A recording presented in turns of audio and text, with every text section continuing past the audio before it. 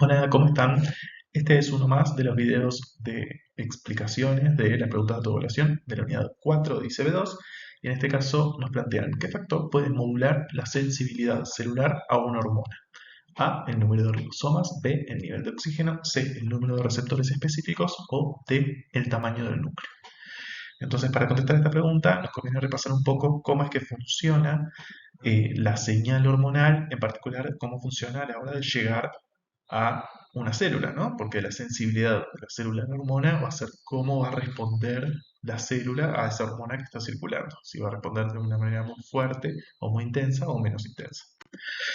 Entonces, una cosa que tenemos que recordar es que las hormonas actúan a través de receptores, es decir, la primera estructura con la que interactúa una hormona es con un receptor a nivel de la célula.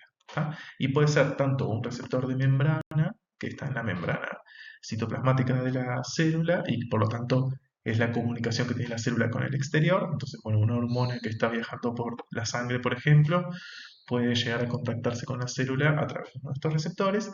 Y hay algunas hormonas que tienen receptores intracelulares, ¿tá? Que eso lo vamos a ver más adelante, cuáles hormonas son y por qué. Pero el concepto es el mismo, hay un receptor, que en general es una proteína o un complejo proteico que interactúa con la hormona circundante y en general también es específico para esa hormona, ¿no? Cada hormona tendrá su o sus receptores en las distintas células. Entonces, bien, el primer paso es la unión de la molécula señal, en este caso una hormona, con su proteína receptora, su receptor, ¿tá? Eso luego termina desencadenando una cascada de señales, a lo que le llamamos transducción de esa señal, en este caso la señal hormonal, que terminará teniendo como efecto o efectos un montón de cambios en el metabolismo de la célula o en la función de la célula, etcétera, que justamente es el efecto que pretende tener esa hormona o el efecto que busca producir el organismo secretando esa hormona.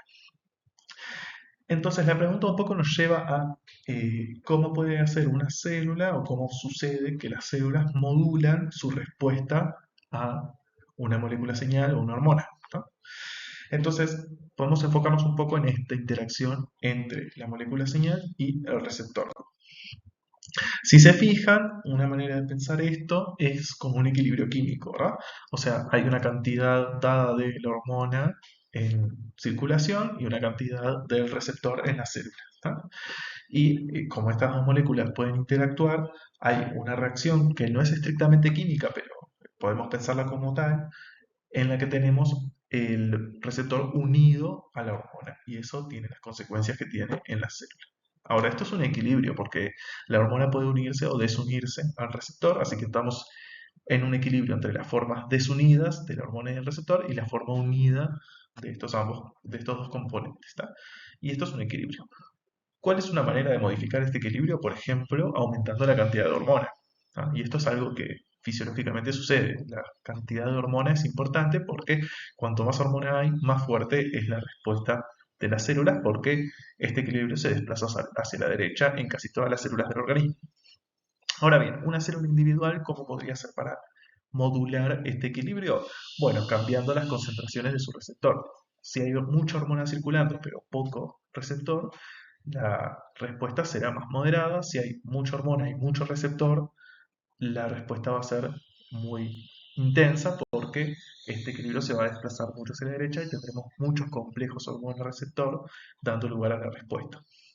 Entonces, de hecho, esto lo vimos un poco más en detalle en el teórico cuando vimos los mecanismos de desactivación de la respuesta hormonal. Y si se fijan, acá abajo en la célula, vimos que posibles mecanismos de desactivación de la respuesta hormonal es la desactivación de los receptores o la endocitosis de los receptores, es decir, que haya menos receptores disponibles para unirse con la molécula señal. Si lo pensamos como si fuera un celular o una comunicación por ondas, podemos decir que si nosotros no tenemos una antena o nuestra antena funciona mal, no vamos a recibir las señales. Y una manera de no recibir las señales es bajar la antena, desenchufar el teléfono, lo que sea. Un poco es lo que puede hacer la célula desactivando sus receptores o endocitando o escondiendo, entre comillas, los receptores que tiene disponibles. ¿Está?